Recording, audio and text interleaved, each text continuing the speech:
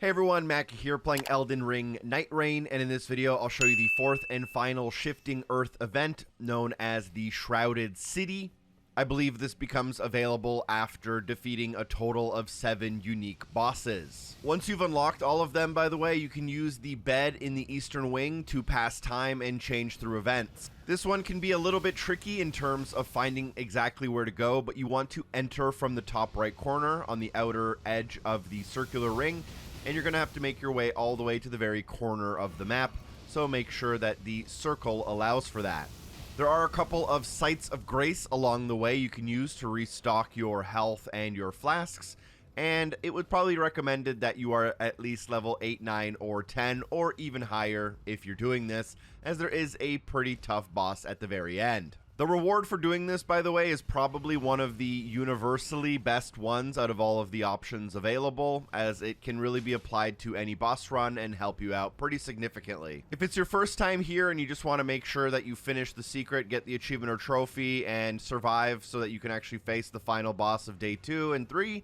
then you can pretty much just ignore all of the enemies along the way. If you are trying to grind out some quick and easy ruins on the way to the final boss room, you're free to do so, but you are risking quite a few things on the way there. Once you climb up this final staircase, you will see a boss that might be familiar to you if you've already played through the original Elden Ring. The boss battle itself can be pretty tough if you don't have a full group that's over-leveled, but luckily, if you do fail, there's a pretty close site of grace not too far from here, where you can quickly respawn and join back into the fight, grab your ruins, and hopefully, as long as the circle doesn't close in on you, it isn't too bad. There's a door at the very back of the room that will open once you defeat this boss, and you'll be able to grab your reward, but the boss also does drop some pretty great rewards themselves. You'll also get a pretty good chunk of runes for defeating this boss. Now in this case, a reward from the boss is the Wending Grace, which allows you to rise from defeat a single time, and then if you go to the back of the room, open up the chest, and gain the power